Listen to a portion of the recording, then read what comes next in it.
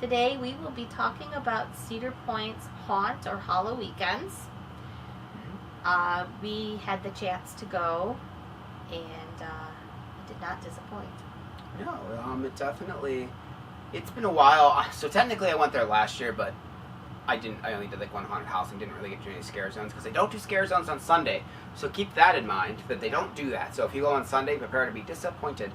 But we went on Friday, because Friday they don't open till 6, but you still get the full experience as far as the haunts and that's concerned. Yes.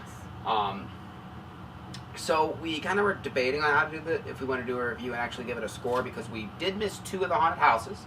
2 of the haunted houses and technically a scare zone, because they consider Cornstalkers a scare zone, but it has a waiting line. Like a really big waiting line. And we just didn't have time. We wouldn't have been able to do anything else if we waited in it. And I've heard it's really good. I've seen a lot of there. I follow a lot of them, Cedar Point Facebook page and stuff, and people have said that it is really good. So I would take their word for it, considering what we saw elsewhere. Yes. And we didn't get to do Hex, which I did do Hex last year, and it was decent. And we did not get to do the, what is it called, Eerie Estates. That's the other one we didn't get to do, and I have done that one probably like 4 or 5 years ago, and it's like your traditional haunted house one. But we can talk about everything else, and we did decide to go ahead and we're going to put numbers on things, just because I like putting numbers on things, and I feel like people just kind of enjoy having a number slapped on stuff. So, so we're it's going to be all lumped together. We're not going to be going into like, this house had this. We're just going to kind of like overall experience for these categories. This is the number and what we think, and we're also going to talk about some of the other stuff we experienced there. Yes. All right, so let's get started. So first category, sets and props. There was a ton of stuff. Like, I went in with very low expectations because I'm like, oh, it's an amusement park haunted house. They're not going to be that great. I was blown away, honestly. Yeah, and they've always decorated pretty nice, but like I don't remember last time, because it's been years. The haunted houses in particular having so much, and like the scare zone, Cutthroat Cove, because, well, we'll talk about it in a minute. I remember it being shorter and not having as much stuff. So the one cool thing about Cedar Point is, even though they're scare zones, there's a few of them, because Cornstalkers has a line, so I have a hard time considering that scare zone. But Cutthroat Cove and Blood on the Bayou, those ones, they have a little thing where they'll kind of stop you from letting it get too congested, but they're really giant haunted trails. Yeah. So they're not your traditional scare zone where it's just a fog-filled area of the park. These are areas of the park where you generally wouldn't be able to or allowed to go, like when the park's normally open, because Cutthroat's back behind Maverick, and that one probably took us at least 10 minutes to walk through.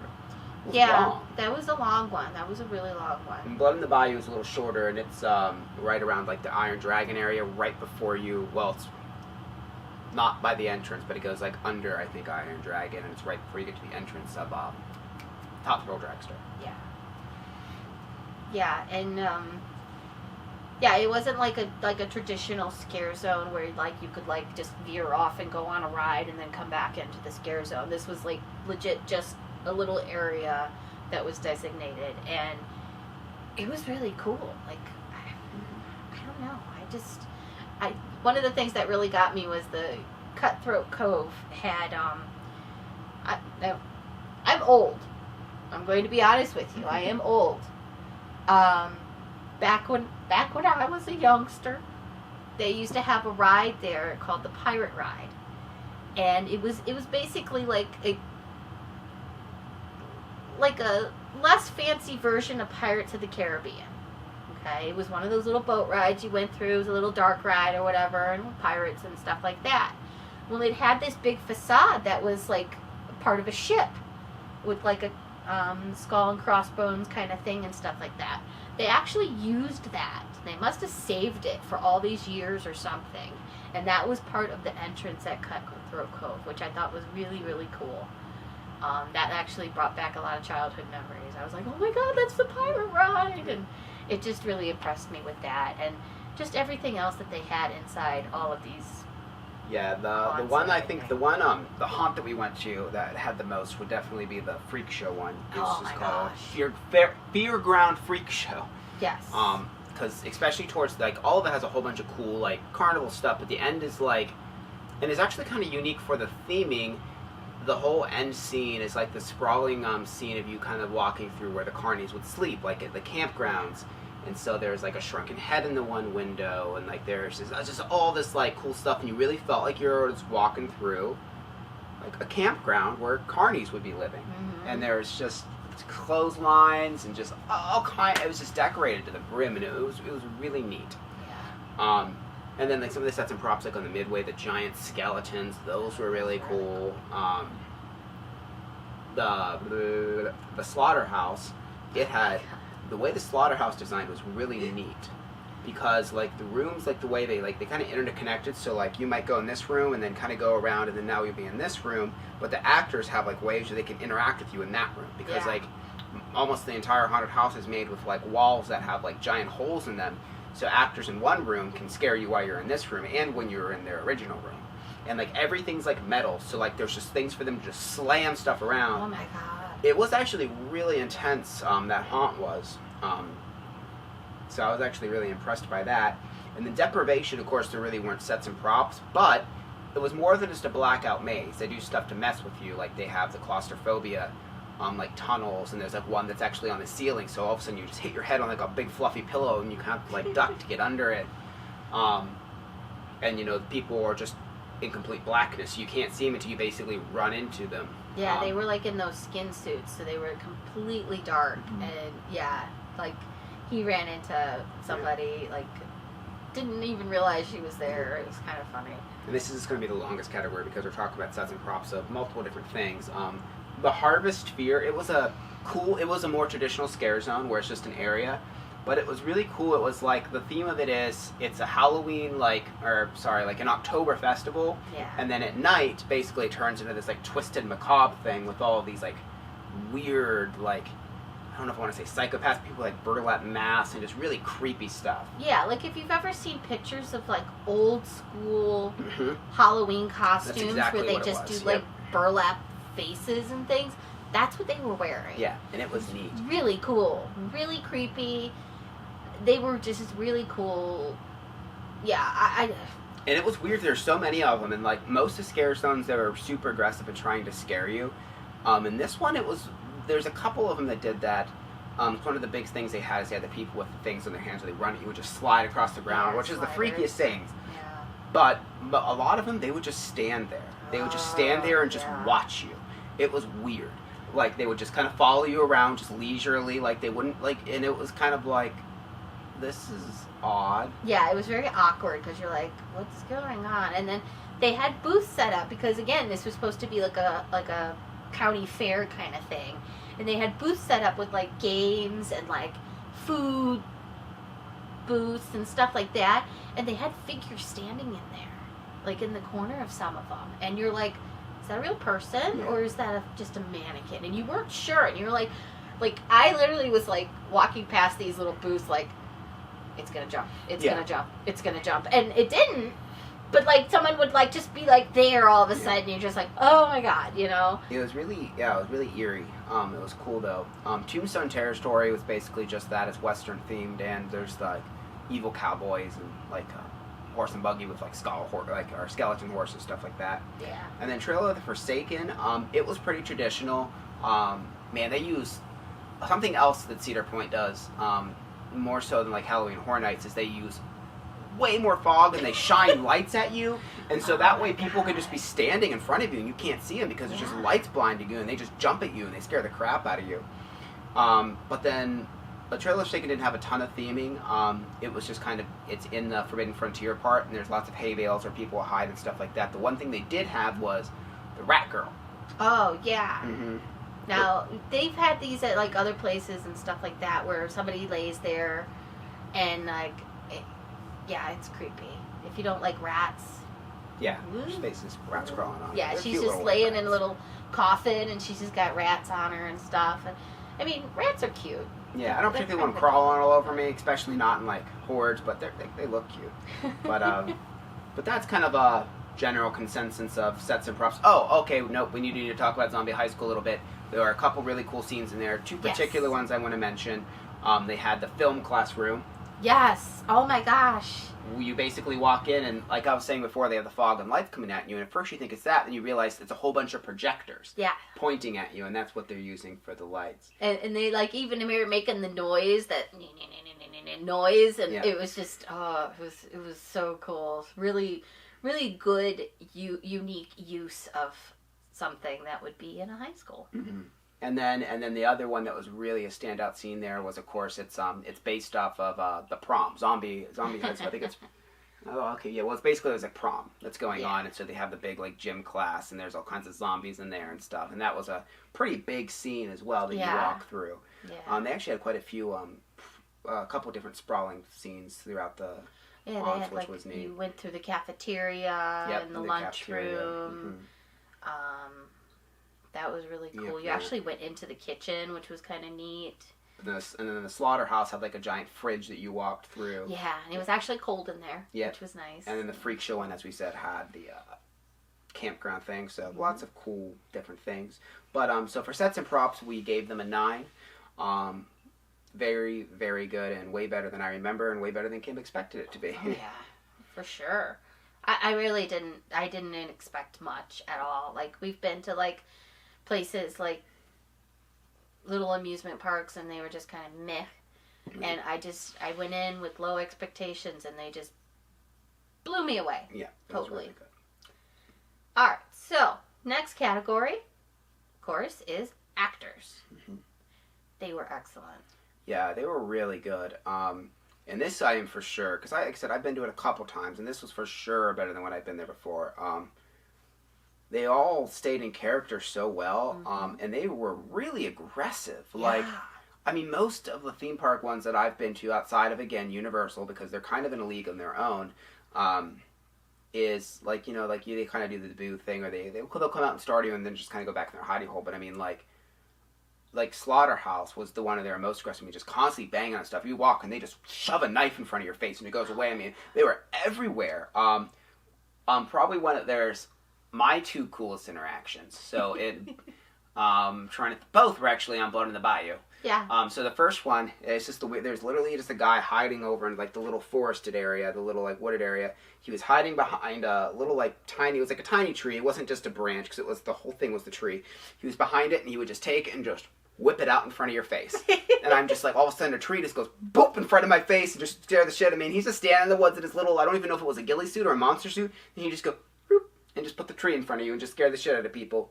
On the other one, there's this guy, and he's like on the ground, and he's like going like this at me. I'm like, the hell? So I walk over, and he's like, and then he points at the ground. And I'm like, what? And so he's like, keeps pointing at it, and I go over, and I point, and I look where he's pointing. Well, then they had a guy behind like a big fog wall on one of those bungee cords, and the guy comes up, and then I look up, and the guy's just like right there flying up my face and just scared the crap out of me. That was probably my 2 favorite actor experiences, and I actually got to hear her do a weird laugh scream.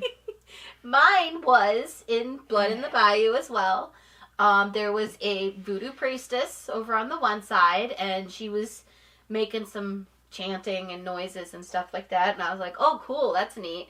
And as I'm looking at her, a voodoo priest comes over here and just scares the crap out of me, got like this close to my face, and yeah, I made this weird scream laugh thing.